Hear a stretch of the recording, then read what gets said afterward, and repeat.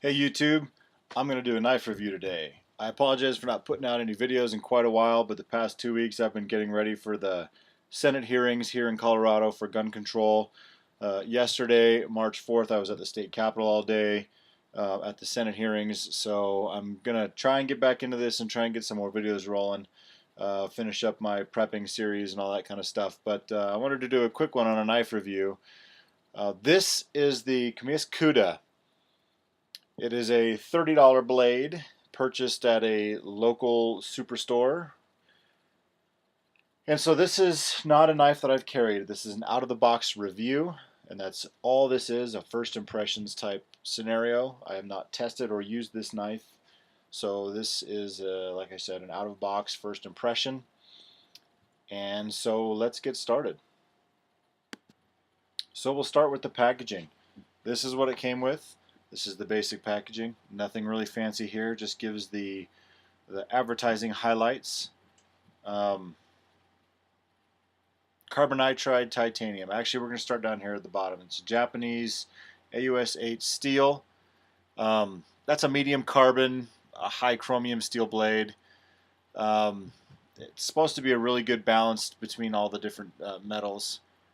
It has good toughness, pretty good edge sharpness, corrosion resistant, all that kind of stuff.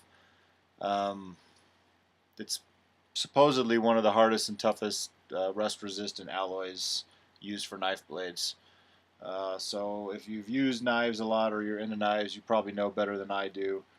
That's just the commercial verbiage for a Japanese AUS 8 steel. It's a hollow ground blade.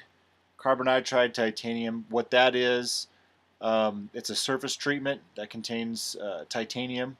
It's supposed to be harder than carbide and harder than chrome. It's not supposed to flake or blister, chip or peel, that kind of stuff. It just provides a good surface protection for the blade. It's got a quick release action to it, ergonomic G10 fiber handle, and a lifetime warranty. Now this company, they've been in business for over 130 years.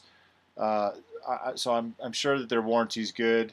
I know that they've got a lot of higher end knives that have a lot of good quality to them, and I've seen some other reviews on their knives, and they make good knives. My first impressions of this one is I'm not actually that impressed. So I'll get into that in just a second. So that's the packaging. It talks a little bit about the lifetime warranty on the back. So let's actually get into the knife itself. I don't know if that's going to focus or not. There we go.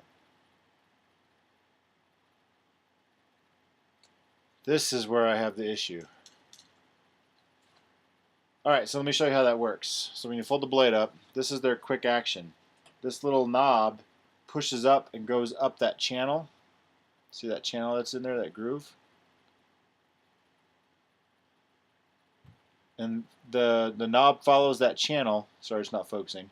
And that's how it opens. So you literally just push this up and the blade opens. Now that was with an opposing finger, so it was a little difficult. When you do this with one hand, that's without flicking the wrist. Now if you actually flick the wrist, so there's no spring assist.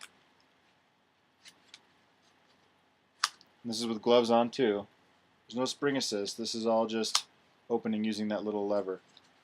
So, well, I'll focus on that since that's what I just showed you. The action is relatively easy to open. However, this little nubbin is what I'll call it. Feels like it's going to break. I don't know if it will or not, because like I said, I haven't used this for any extended period of time. But it feels flimsy on there. You can kind of see it wobbling around. I don't know if that's a manufacturing defect or it's just, yeah, I don't know. But as far as blade wobble goes, the blade's in there pretty solidly. It does wobble a little bit. So it's not a super strong fixed hold in there, but it's decent. And then if you close the blade up, you can see that it does not line up in the center of the channel here. So it is a liner lock, frame lock, and it opens and closes pretty easy. There's a little bit of jimping on top here to prevent thumb slippage. There's texturing on the handle, but it's pretty smooth texturing.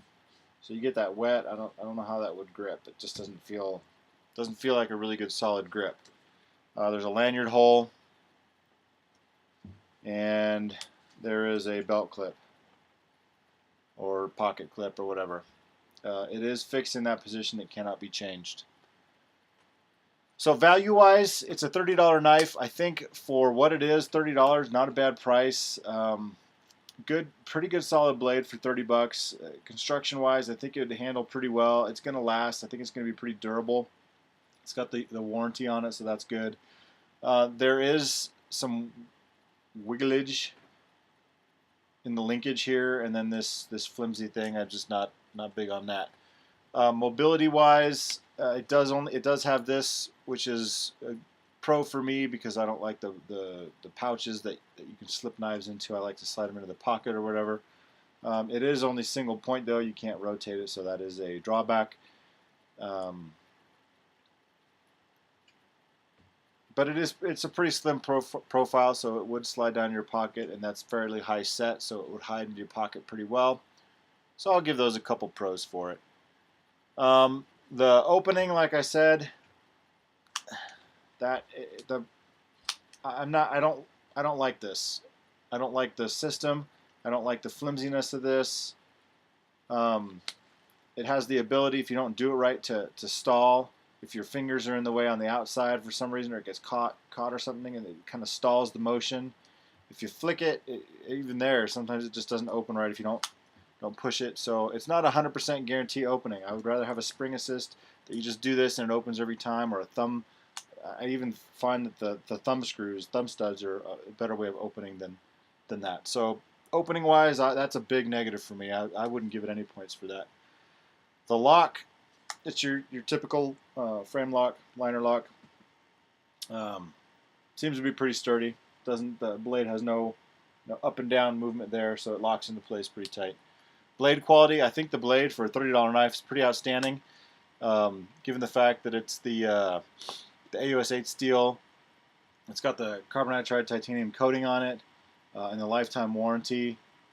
Not bad. It's got a pretty decent thickness to the blade, so I think it would hold up over time, be pretty rugged.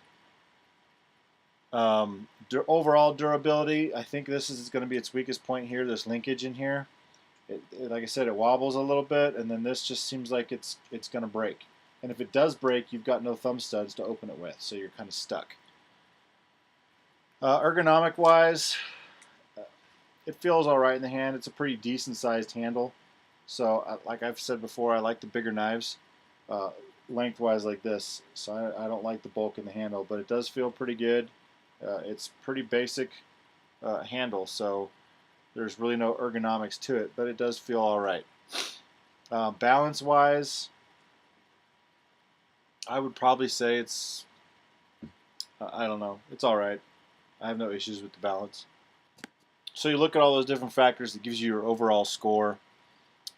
Area of engagement, where would you use this? How would you use this? When you take into consideration all of the other things, mobility, the opening, the locking, blade quality, durability, the balance, ergonomics, I would probably say you could use this as a relatively decent everyday carry. Good utility knife. I would not personally put my life on the line with this knife. I would not use this knife to guarantee my safety. Just because of the linkage here, the possibility that if this breaks, you don't have the ability to open it. It just seems a little flimsy. The gripping, while it's okay, it has some slippage potential. So, area of engagement, I would use this as possibly in a get home bag as maybe a secondary knife to my primary utility knife, maybe an everyday carry that has the purpose of utilitarian use only, nothing for survival or any kind of knife combat. This might do okay in those situations, but like I said before, the ability to open the knife and the linkage here makes me suspect. So I would not say it's a good all-around tactical, get-home, utilitarian, etc., knife. So therefore, because it's not a full-purpose knife, I would say it's got a limited area of engagement to a utilitarian, maybe a backup knife as well. So overall, I think it's a decent knife. For 30 bucks, there's other options I would rather purchase. I'm a huge fan of the Gerber Icon, which I'll put up a review shortly on that. So that's my review of the Camilla Cuda, and there's some information in the description below. And I hope you guys found it useful. And my quick look personal opinion, I wouldn't spend the money on it. I would find a different option for 30 bucks. And hopefully soon I will put up a video that will give you guys an option for 30 bucks that is preferable over this knife. But that is the Camilla Cuda. So I hope you enjoyed the review. Hope you got some good information out of it. And like I always say, God bless our military service members past and present.